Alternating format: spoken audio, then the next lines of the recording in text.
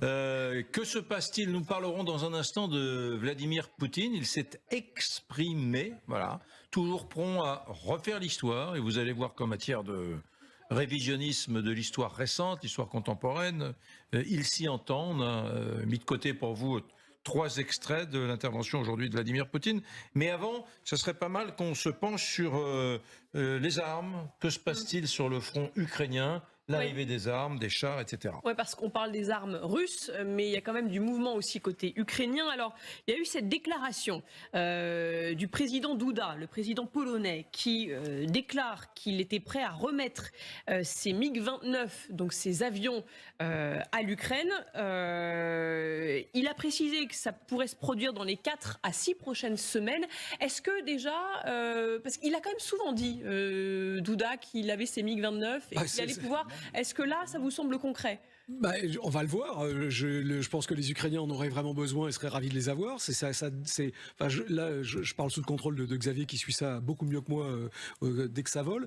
Mais je crois que cette affaire avait commencé dès le début de la guerre. Rappelez-vous qu'ils étaient prêts à en livrer, que c'est les Américains qui finalement avaient dit non, le faites pas. Et puis après, ils avaient une partie des avions en pièces détachées, etc. Donc là, on est 1 an après. Ces avions sont disponibles. Ils sont d'origine soviétique, donc ça pose moins de problèmes. Oui. Donc on va voir ce que ça va donner. Et effectivement, la présidence ukrainienne dit on va peut-être avoir une bonne surprise.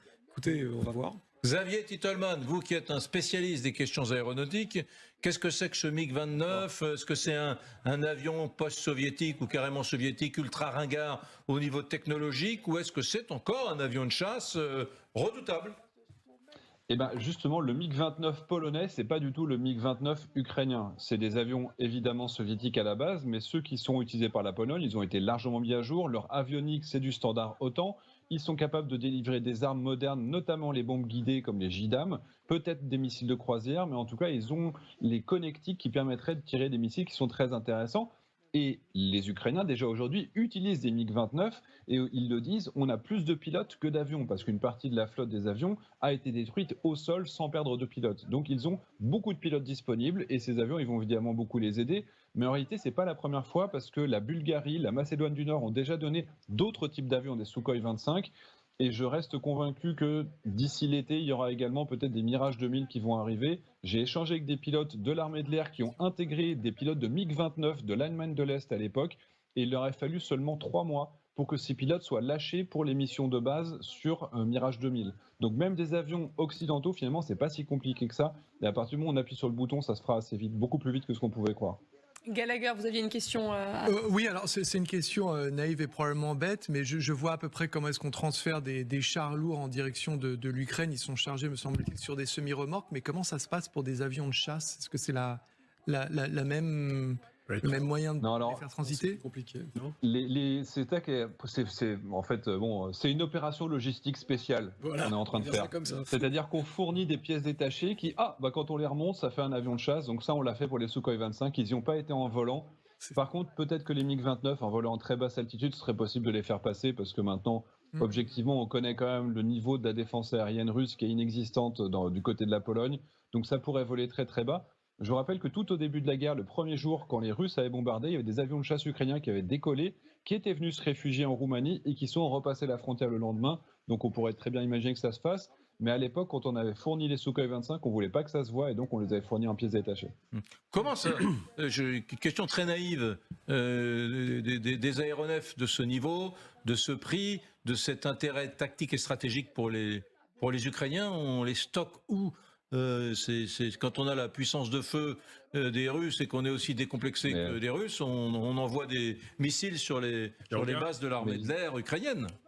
Mais les Russes, tous les jours, au lieu de tirer sur les bases de l'armée de l'air, ils tirent sur des centrales électriques et des producteurs de chaleur. C'est une grosse erreur tactique, stratégique de la part de Moscou de ne pas chercher à abattre ces avions, parce que tous les jours, il y a des missions de la part des hélicoptères et de l'aviation ukrainienne qui continuent à voler. Donc aujourd'hui, on a toujours des aéroports qui sont opérationnels et les Ukrainiens, ils décollent aussi depuis les autoroutes. Enfin, il y a quand même des moyens détournés de pouvoir continuer à fonctionner. Mais aujourd'hui, ils sont prêts à accueillir des avions, notamment les avions soviétiques qui sont beaucoup plus rustiques.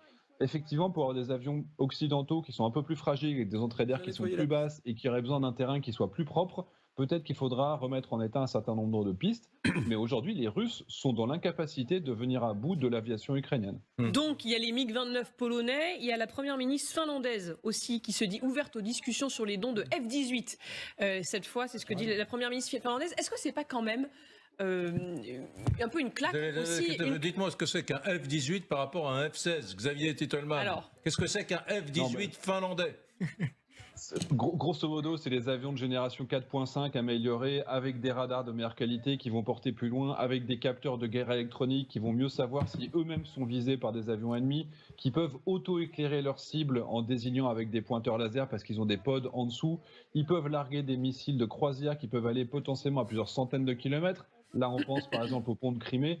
Donc le F-18, le F-16 finalement vont apporter exactement les mêmes capacités. C'est vraiment aller dans la profondeur et être capable de préparer, notamment ouvrir le terrain pour les futures offensives. Ouais. On donne des chars, pour que ces chars soient efficaces, il faut détruire les défenses russes et c'est de cette manière-là qu'on va pouvoir les détruire. Et est-ce que d'une certaine manière, c'est pas un peu une claque aux Américains qui pour l'instant